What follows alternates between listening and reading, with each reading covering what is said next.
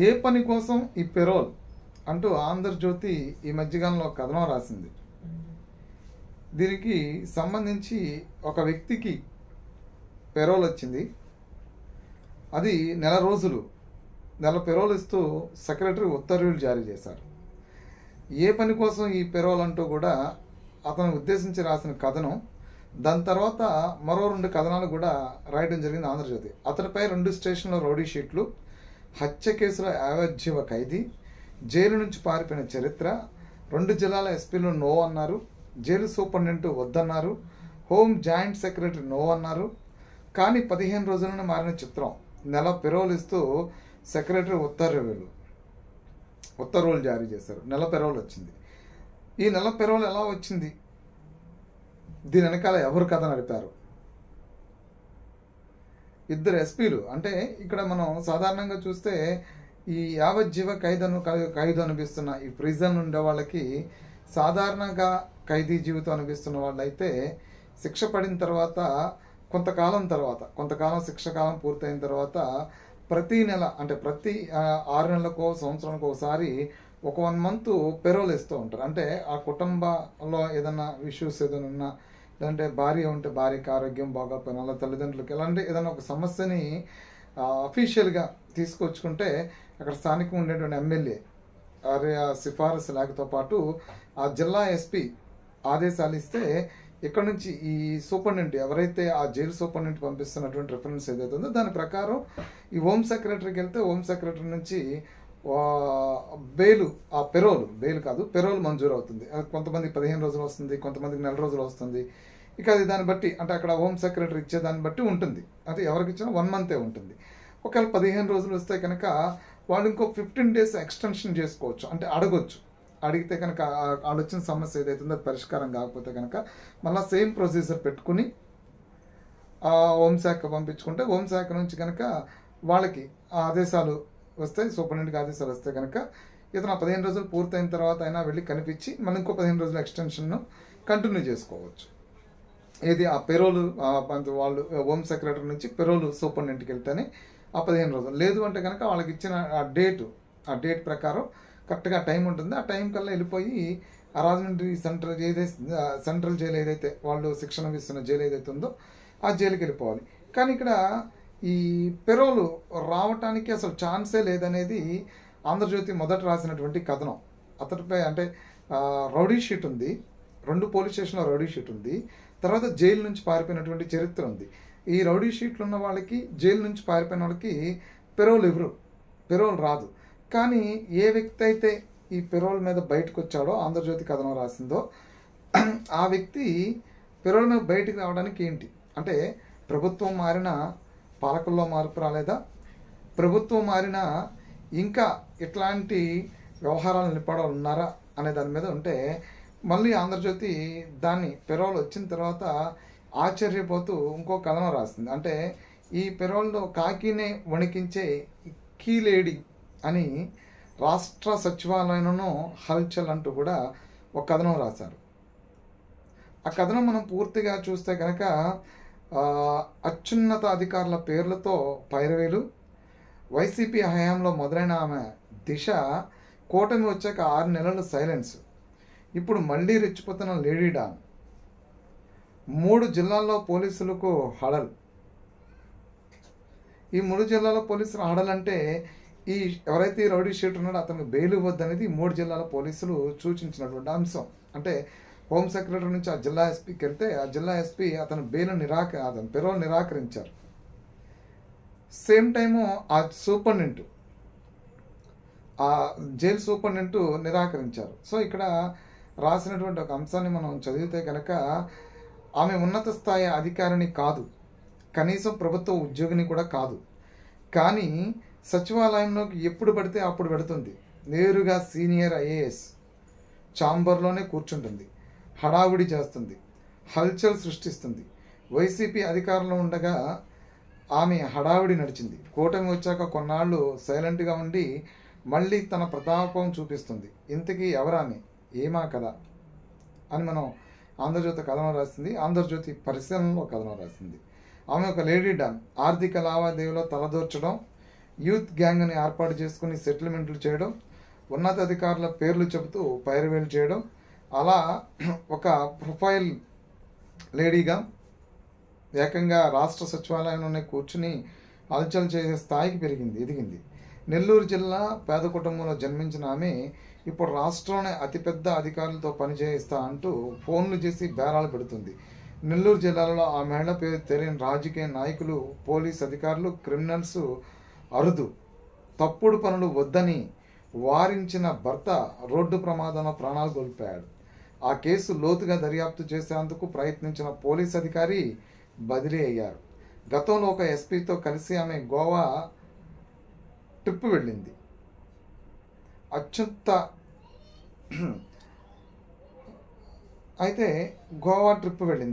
అత్యంత సాధారణ కుటుంబంలో జన్మించిన ఆ మహిళ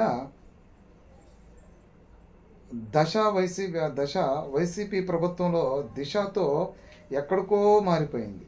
నెల్లూరులో తనకు తాను మార్కెటింగ్ చేసుకుని పోలీస్ పరిచయాలు పెంచుకుని ఎదిగేందుకు ఎన్ని దారులుంటాయో అన్నీ ఎంచుకుంది. ఎమ్మెల్యేగా పోటీ చేసే స్థాయికి ఎదిగింది.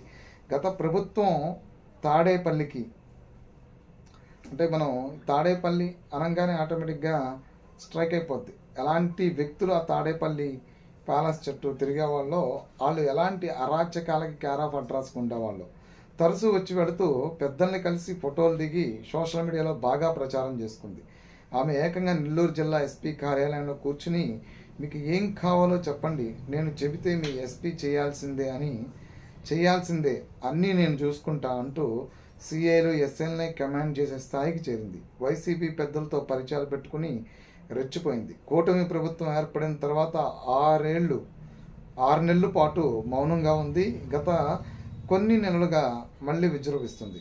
పోలీసులకే బెదిరింపులు. ఆ మహిళ వైసీపీ ప్రభుత్వంలో దిశ యాప్ను ఆసరాగా ఎంచుకొని పోలీసులతో పరిచయాలు పెంచుకుంది.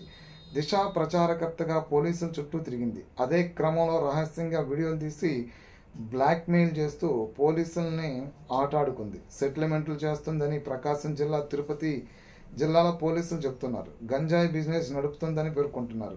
ఆమె నివాసానికి వచ్చే బైకులు, కార్లకు నెంబర్లు కూడా ఉండవు. కొందరు పోలీసులు ఆమెపై కేసు పెట్టి రౌడీ షీట్ తెరవాలని చూశారు. కానీ ఆమె తన పలుకుబడితో ఆపించుకుంది. మొగ్గ దశలోనే తుంచాల్సిన ఈ గంజాయి మొక్కను ఒత్తిళ్లకు తొలగిన పోలీసులు ఇప్పుడు 3 జిల్లాల వనంలా తయారు చేశారు. ఇప్పుడు 3 జిల్లాల పోలీసుల్ని ఆమె చిటికలేసి ఆడిస్తుంది. ఎస్ఐను బ్లాక్మెయిల్ చేసి భారీగా డబ్బులు గుంజడం, సిఐను జిల్లా నుంచే బదిలీ చేయించడం, ఆర్మర్డ్ రిజర్వ్ డిఎస్పీని విఆర్కు పంపటం, జైలు సూపరింటెండెంట్ను రోడ్డు పాలు చేసి కాకి యూనిఫామ్కి సైతం చెమటలు పట్టించిన కిలాడీ లేడీ ఆమె. ఖైదీకి పెరోల్ వెనకాల ఆమె.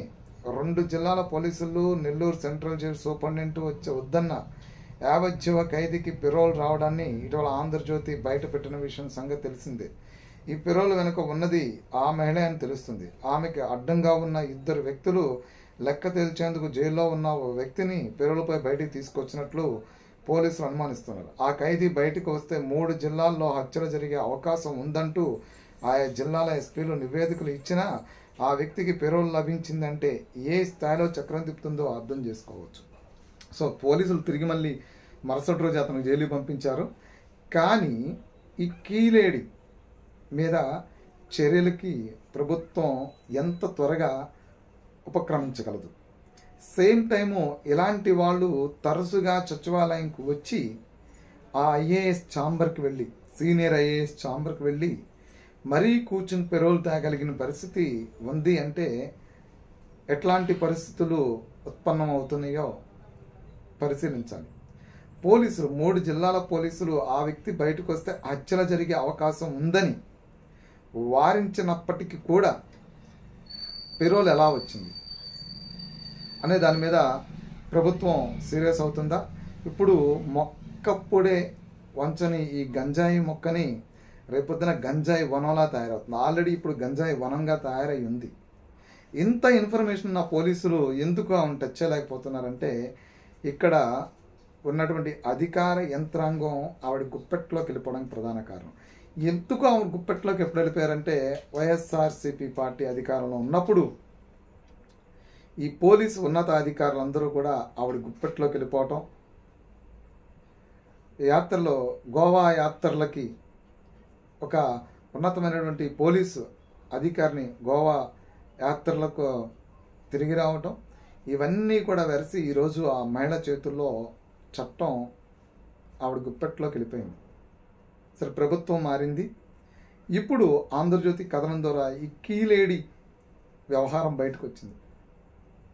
దీని మీద ప్రభుత్వం సీరియస్గా పనిచేస్తే, ప్రభుత్వం దీని మీద ఈ వ్యక్తి మీద ముందు ఒక నిఘా ఏర్పాటు చేస్తే ఈమె కార్యకలాపాలు, ఆ వ్యక్తి వద్దు అన్నా సరే బెయిల్ ఎలా వచ్చింది, ఏ ఇన్ఫ్లుయెన్స్ ఈవిడ బెయిల్ తీసుకురాగలదు అనే దాని మీద ప్రభుత్వం దృష్టి సారిస్తే ముందు ఇలాంటి కిలాడి లేడీలని కంట్రోల్ చేయగలుగుతారు. ఎందుకంటే వ్యవస్థల మీద ప్రజలకు నమ్మకం పోతుంది. ఇప్పటికే రౌడీయిజం, సెటిల్మెంట్లు, దందాలు, డైరెక్ట్గా ఎస్పీ ఆఫీసులో కూర్చుని పంచాయతీలు, డైరెక్ట్గా సచివాలయంలోనే హల్చల్, తిన్నగా ఐఏఎస్ ఛాంబర్కి తిన్నగా వెళ్ళగలిగినటువంటి కెపాసిటీ, గత వైసీపీ ప్రభుత్వంలో పెద్దలతో బాగా అంటకాగి జనం దగ్గర డబ్బు కొట్టేసి గంజాయి అమ్మి ఆ డబ్బులు ఇక్కడ కొంతమంది వైసీపీ పెద్దలకి ఇచ్చి వాళ్ళని గుప్పెట్లో పెట్టుకుని అది సోషల్ మీడియాలో విపరీతంగా ప్రచారం చేసుకుని ఆమెకు అడ్డొచ్చినటువంటి పోలీసు అధికారుల్ని బదిలీలు చేయించి ట్రాన్స్ఫర్లు చేయించి సస్పెండ్లు చేయించి బెదిరించి డబ్బులు గుంచి ఇన్ని అరాచకాలు చేసినటువంటి ఆ వ్యక్తిపై ఇప్పుడు ఈ పెరోల్ విషయం బయటకు వచ్చిన తర్వాత ఎందుకు బయటకు తీసుకొచ్చింది అనే దాని మీద కూడా ముందు విచారణ జరపాలి. ఈ కీ లేడీని పట్టుకుంటే ఆ ఖైదీని ఎందుకు బయట తీసుకొచ్చింది, ఆ అడ్డున్న ఇద్దరిని ఎవరిని తప్పించాలని ప్రయత్నం చేస్తుంది. సో చట్టం సైలెంట్గా ఉంటే ఇలాంటి కీ లేడీలు పెరిగిపోతే సమాజంలో శాంతి భద్రతకి విఘాతమే కాదు, సామాన్య ప్రజలు కూడా తీవ్రమైనటువంటి ఇబ్బందులు ఎదుర్కోవాలి. సో పోలీస్కి ఈ కీలేడి చేతుల్లో గుప్పెట్లో ఉండి బలిపశువులు అవుతున్న నేపథ్యంలో సామాన్యులు ఎవరికి ఎదురడగలుగుతారా, గంజాయి మాదక ద్రవ్యాలని అరికట్టగలుగుతారా, ఒకసారి ఆలోచించాలి.